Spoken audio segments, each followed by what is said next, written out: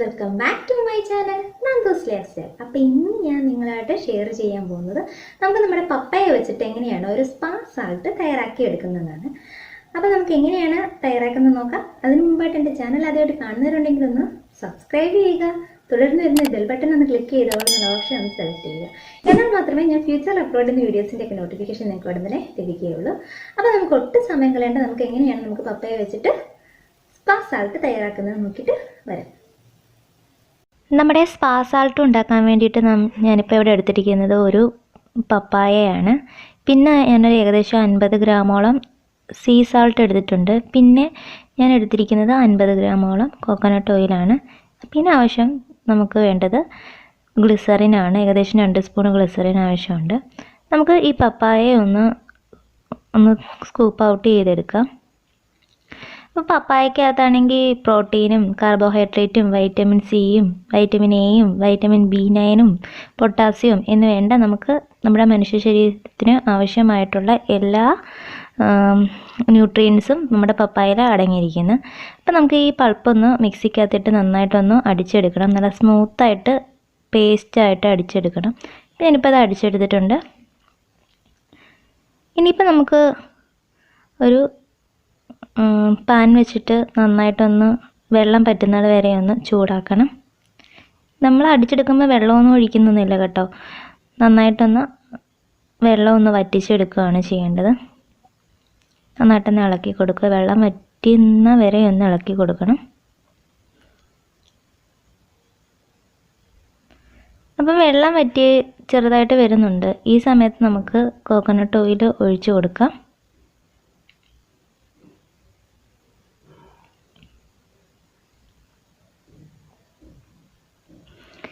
Coconut oil ഒഴിച്ച് നന്നായിട്ട് mix ചെയ്ത് നന്നായിട്ട് ഇളക്കി കൊടുക്കുക. കോക്കനട്ട് ഓയിൽ നമ്മുടെ ബോഡിയെ മോയ്സ്ചറൈസ് ചെയ്യാനായിട്ട് ഹെൽപ്പ് ചെയ്യും. ഏകദേശം ഒരു 10-20 മിനിറ്റ് വേണ്ടി വന്നു കേട്ടോ. നന്നായിട്ട് നമ്മുടെ കോക്കനട്ട് ഓയിലൊക്കെ നന്നായിട്ടൊന്ന് തെളിഞ്ഞ് വരണം. നമ്മുടെ പപ്പായയുടെ എക്സ്ട്രാക്റ്റൊക്കെ ഒന്ന് വേർതിരിഞ്ഞിട്ട് അങ്ങനെ വരണം. ഇപ്പോൾ ഇതേപോലെ വേണം വരണം. ഇപ്പോൾ എണ്ണയെല്ലാം തെളിഞ്ഞിട്ടുണ്ട്. ഇനി നമുക്ക് സ്റ്റവ് ഒന്ന് ഓഫാക്കാം. എന്നിട്ട് നമ്മുടെ ഓയിലൊക്കെ ഒന്ന് ഫിൽറ്റർ ചെയ്ത് എടുക്കണം. എക്സ്ട്രാക്റ്റ് കളയാൻ പാടില്ല, ഒരു സെപ്പറേറ്റ് ആക്കി എടുക്കണം.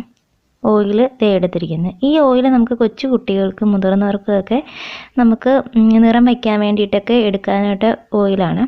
അപ്പോൾ ഏകദേശം എനിക്ക് ഈ സ്പാ സാൾട്ട് ഉണ്ടാക്കാൻ 2 സ്പൂണ് പപ്പായ ഓയിലിൻ്റെ ആവശ്യമുള്ളൂ. ബാക്കി ഞാൻ എടുത്ത് വെച്ചിരിക്കുന്നത് നമുക്ക് ഫേസിലൊക്കെ അപ്ലൈ ചെയ്യാം. നന്നായിട്ട് ഫേസിലൊക്കെ അപ്ലൈ ചെയ്ത് മസാജൊക്കെ കൊടുത്തതിന് ശേഷം നമുക്ക് ഡെയിലി യൂസ് ചെയ്യാൻ പറ്റിയൊരു നിറം വയ്ക്കാനൊക്കെ ആയിട്ടുള്ളൊരു ഓയിലാണ്. അന്ന് ഞാനിപ്പോൾ സോൾട്ട് ഇട്ട് നന്നായിട്ടൊന്ന് മിക്സ് ചെയ്ത് കൊടുക്കുന്നുണ്ട്. അതിലേക്ക് ഞാനിപ്പം പപ്പായയുടെ എക്സ്ട്രാക്റ്റ് ഇട്ട് കൊടുത്ത് നന്നായിട്ടൊന്ന് മിക്സ് ചെയ്ത് കൊടുക്കാം. നോക്കിയെന്നാൽ ഇതേപോലെ നന്നായിട്ട് മിക്സ് ചെയ്തെടുത്തിട്ടുണ്ട്.